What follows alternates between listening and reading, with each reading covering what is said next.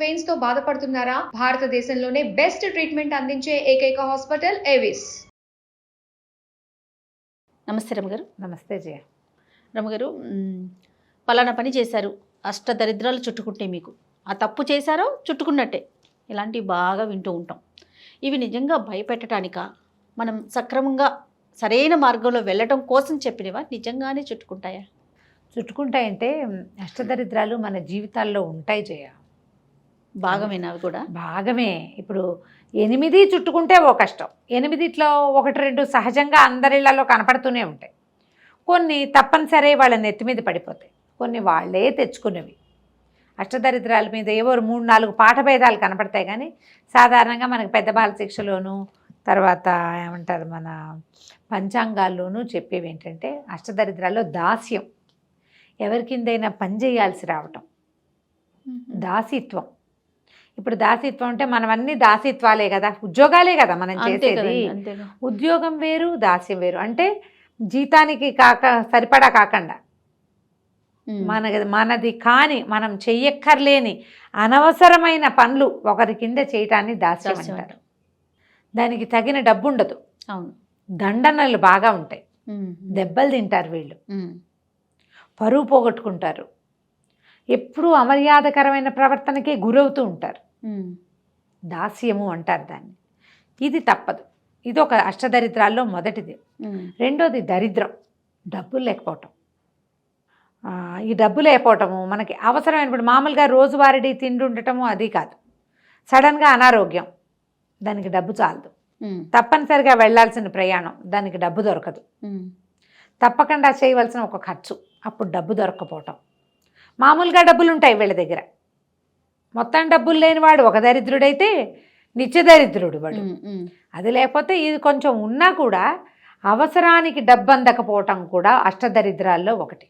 Okay, ఇది తప్పదు కదా. అవునండి. అక్కడి నుంచి భార్యా వియోగం, అష్టదరిద్రాల్లో భార్యా వియోగం ఒకటి అని చెప్తారు. భర్తృవియోగం కూడా. చాలామంది ఏంటంటే ఈ భర్తృవియోగం, భర్తలు చనిపోయినా చిన్నప్పటి నుంచి పిల్లల్ని పెంచుకోగలిగిన ఆడవాళ్ళని మనం కోకొల్లలుగా చూస్తాం. భార్యా విహీనుడే ఎక్కువ బాధపడతారని చెప్తారు. అందుకని ఏం చేసేవాళ్ళు పాత రోజుల్లో, భార్యలు చనిపోతే వెంటనే పెళ్లి చేసేసేవారు. అలాగే భయాలు లేకుండా పిల్లల్ని పెంచిన వాళ్ళ సంఖ్య పాతకాలంలో చాలా తక్కువ జయ. ఇటీవల మనం కాస్త పెళ్లి చేసుకోకుండా పిల్లల్ని చూసుకుంటున్న వాళ్ళు కనిపిస్తున్నారు. అప్పుడు ఎవరి సహాయంతో బాగా పెద్ద వయసు వచ్చాక కూడా భార్య వియోగం సంభవిస్తే మళ్ళీ పెళ్లి చేసుకునేవాళ్ళు. ఎందుకంటే భార్య వియోగికి ఇంట్లో దీపం పెట్టేవాళ్ళు ఉండరు, ఇల్లు శుభ్రం చేసేవాళ్ళు ఉండరు, వేళకి అన్నం పద్యం పానం చూసేవాళ్ళు ఉండరు, అనారోగ్యం వస్తే దిక్కుండదు. ఇవన్నీ ఆడవాళ్ళు చేయవలసినవి కదా. అంటే మన విధానం అది, మేమే చేయాలా అని పోటాడద్దు, మన విధానం అది. పిల్లల్ని లాలించే వాళ్ళు ఉండరు, ఇంటికి ఎవరైనా వస్తే వాళ్ళకి బొట్టు కాటిగా పెట్టేవాళ్ళు ఉండరు, ఎవరైనా వస్తే వాళ్ళకి అన్నం వండి పెట్టేవాళ్ళు ఉండరు. ఇవన్నీ ఆడవాళ్ళు అయితే సమంగా భర్తలు లేకపోతే చేసుకుంటారు, లేకపోయినా వీళ్ళు చేసుకోగలుగుతారు. మగవాడి వల్ల అవ్వదు కదా అది. అప్పటి రోజుల్లో పైగా ఏంటంటే ఈ వ్యవసాయాలని వృత్తులని వాళ్ళు ఆ పనిలో ఉంటే ఈ ఇంట్లో సమర్థించే ఆడది లేకపోవడంతో చాలా బాధపడేవాళ్ళు. అందుకని ఈ భార్యా వియోగాన్ని కూడా అది అష్టదరిద్రాల్లో ఒకటి చేశారు. తర్వాత తప్పులు చేయటం, దొంగతనము, వ్యభిచారము, మోసం చేయటం, ఇది కూడా అష్టదరిద్రాల్లో ఒకటి. ఎవరినైనా మోసం చేయటం అంటే తెలివి కాదు, అది మీరు దరిద్రంలో ఉన్నారని అర్థం. వ్యభిచరిస్తున్నారు, అష్టదరిద్రాల్లో ఒకటి. అది వాళ్ళ గ్రహస్థితుల వల్లే వాళ్ళకి అది సంప్రాప్తిస్తుంది, దాన్ని పోగొట్టుకోవాలి.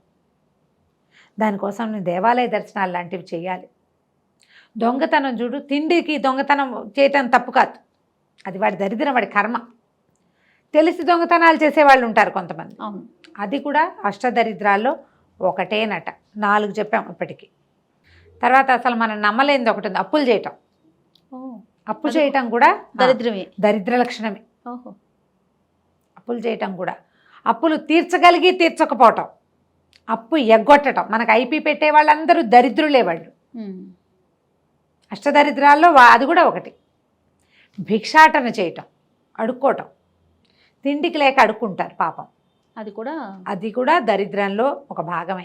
ఈ భిక్షాటన ఏంటంటే అప్పులు తీసుకోవటానికి కూడా మరి మనం ఏంటి, మన గ్రహస్థితులు ఇవన్నీ కావాలని పెట్టుకునేవి కాదు, కొన్ని సహజంగా ఉంటాయి. తర్వాత అష్టదరిద్రాల్లో ముఖ్యమైనది ఒకటి వ్యాధి, జబ్బు. ఓహో, జబ్బు కూడా దరిద్రమే. దరిద్రాల్లో ఒకటి. దరిద్రమైన వాడికి ఆరోగ్యం రాదు. ఎంత ఖర్చు పెడతారో దాని మీద, ఎన్ని ప్రయత్నాలు చేస్తారో, ఎన్ని మందులు తింటారో, ఎంతమంది వైద్యుల్ని మారుస్తారు. అందుకని ఏంటంటే వ్యాధి పురాకృతమైనటువంటి పాపము వ్యాధి రూపంలో బాధిస్తుంది. పురాకృతమైన వాటి వల్ల ఇవన్నీ వస్తాయి కదా మనకి. అవును. ఇంకోటి ఉంది చాలా విచిత్రమైనది, సోమరిపోత్తనం. ఓహో, ఇది కూడా దరిద్రమే. దరిద్రమే. మరి సోమరిపోతుల పిల్లలు నిద్ర లేకపోతే పొద్దున ఇంటికి దరిద్రం పట్టుకుంటుందాను అంటాం. పగలు పడుకోకూడదు, సూర్యాస్తమయ సమయంలో పడుకునేవాళ్ళు. సూర్యాస్తమయ సమయంలో ఎవరు పడుకోవచ్చు? కేవలం రోగగ్రస్తులు, వృద్ధులే. వృద్ధులకు కూడా అంత ఇది లేదు.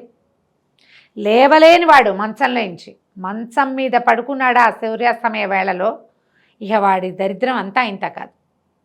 అష్టదరిద్రాలు వాడికి ఉన్నట్టే. వీడికి మిగిలినవి కూడా అంటుకుంటాయి. ఇందులో ఒకటి ఉన్నవాడికి ఇంకొకటి వస్తుంది. సోమరిపోత్తనం ఉన్నవాడికి వ్యాధి వస్తుంది.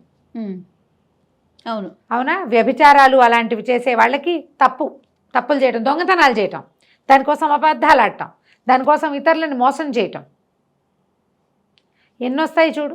ఒకదాని వెంట ఒకటి. ఇప్పుడు మనకు ఒకటే ఉంది, వ్యాధి ఉంది, అన్ని మంచి లక్షణాలే ఉన్నాయి. అనారోగ్యం ఉంది. వీళ్ళు భగవత్ సేవ చేసి అనారోగ్యం నుంచి తప్పించుకోవాలి. వ్యాధిలో ఉన్న దేవుడు దుర్మార్గుడు నాకు ఇది జప్పెట్టాడని అనకూడదు. దైవదూషణ చేసి కొత్తవి తెచ్చుకోకూడదు.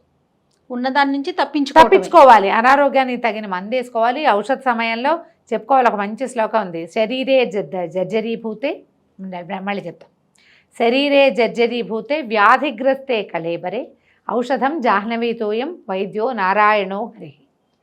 ఈ వాక్యం చెప్పుకుంటూ, అంటే శరీరం ఇదైపోయినప్పుడు, నా కళేబరం వ్యాధిగ్రస్తమైనప్పుడు ఔషధం మనం ఏ మందైతే వేసుకుంటున్నామో అది జాహ్నవీతోయం, గంగాజలం.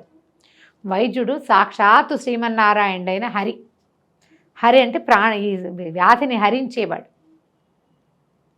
అన్నిటినీ హరిస్తాడు. అంతే, మన పాపాలన్నిటినీ అని తలుచుకుంటూ భగవన్నామస్మరణ చేస్తుంటే కొన్నాళ్ళకి వ్యాధి నెమ్మదిస్తుంది. మిగిలినవేవి మీకు అంటుకోకుండా ఉంటాయి. అది ప్రధానం. మిగిలిన దరిద్రాలు మనకు అంటుకోకుండా ఉంటాయి. ఏదైనా తప్పు చేయాల్సే వచ్చినప్పుడు భగవంతుడిని తలుచుకుని ఒక భగవద్ధ్యానం చేసి ఒక క్షేత్ర దర్శనం చేసి దాని నుంచి తప్పించుకోవాలి.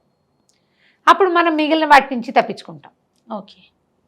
భార్యావిహీనుడైన వాడు వివాహం చేసుకోవాలని చెప్పేవాళ్ళట పాత రోజుల్లో. లేదా మీ పనులు మీరే చేసుకోవాలి. ఆ పనులు చేయడానికి ఎవరినైనా ఇంట్లో పెట్టుకోవాలి. ఆడవాళ్ళు లేని ఇల్లు ఉంచుకోకుండా. అంచేత ఏం చేసేవాళ్ళు అంటే పెళ్ళిళ్ళే కాదు, పెందరాళే మగపిల్లలకి పెళ్ళిళ్ళు చేసి కోడళ్ళని తెచ్చుకునేవాళ్ళు. ఆ పిల్లల్ని ఇంట్లో ఉండి ఆడవాళ్ళు చేయవలసిన అన్ని శుభకార్యాలు చేసేదన్నమాట. అదే చూడు ఎన్ని రకాలు ఉన్నాయి. వీటిని పోగొట్టుకోవడానికి ఏం చేయాలి? ఇది ఒక పెద్ద ప్రశ్నగా ఉంటుంది. అవును, భగవద్ధ్యానం అంతే. అన్నిటికీ సమస్తమైన వాటికి. ఇప్పుడు సోమరిపోతాను, దానికి ఏం చేయాలి? పొద్దున్నే లేచి సూర్యదర్శనం చేయాలి. భగవద్ధ్యానమే అంతే. పొద్దున్నే లే, సూర్యాస్తమయం అయ్యాక పడుకో. సాయంకాలం కూడా సూర్యదర్శనమే చేయాలి. నువ్వు సూర్యుని చూడాలంటే సాయంత్రం పడుకోకూడదు. పొద్దున్నే లేచిన వాడికి సోమరిపోతానం ఎందుకు ఉంటుంది? అవును, అందుకని సూర్యదర్శన విధి చెప్పారు. మాఘమాసం అంతా సూర్యుని చూడండిరా, ఏడాదంతా బతకం పోతుంది అని చెప్తారు. అంతే కదా. దాసిత్వాన్ని తప్పించుకోవాలి. కష్టపడు, భగవద్ధ్యానం చెయ్యి. ఏదైనా దేవాలయానికి వెళ్ళు, దేవుడికి దండం పెట్టుకో, దేవుడా నాకు ఈ దాసిత్వాన్ని తప్పించు, ఈ కష్టాన్ని తప్పించని కోరుకో, ఈ ప్రయత్నం చెయ్యి. వీటిల్లో చాలా మటుకు మన ప్రయత్నంతో పోతాయి. సోమరిపోతానం తగ్గించుకోవాలి. ఓకే. బుద్ధిగా ఉంటే ఆటోమేటిక్గా ఈ ఒక్కొక్క దాని నుంచి మనం బయటపడగలుగుతాం. ఈ అష్టదరిద్రాల్లో వ్యాధి నుంచి మనం తప్పించుకోలేని పరిస్థితులు వస్తాయి. కొన్ని రకాల వ్యాధుల నుంచి. ఇక దానికి ఏంటంటే మనం తప్పించుకోలేని దరిద్రం నుంచి తప్పించుకోగలిగే భగవద్ధ్యానాన్ని మనం చెంత పెట్టుకోవాలి. జాతక పరిశీలన అవి అలవాటు ఉన్నవాళ్ళు చూసుకుని వాటి నుంచి తప్పించుకునేందుకు ప్రయత్నం చేయాలి. గ్రహదోష నివారణ అర్థం చేయటం, దీపారాధన కనుక నిత్యము దీపం పెట్టేవాడు వీటి నుంచి తప్పించుకోగలుగుతారని చెప్తారు. ఓహో, మంచి నూనెతోటి, శుభ్రమైన నూనె అంటే పనికిరాని నూనెలతోటి కాకుండా శుభ్రమైన తైలంతో దీపారాధన చేస్తే మనకి మన పాపాలు తగ్గి ఈ దరిద్రాల నుంచి మనం తప్పించుకోగలుగుతాం. దీపం పెట్టడం 2 కాలాల్లో అది మంచి ఫలితాన్ని ఇస్తుంది. దైవ ధ్యానం చేసుకోవటం అది కూడా ఫలితాన్ని ఇస్తుంది. నమస్తే. నమస్తే జయ.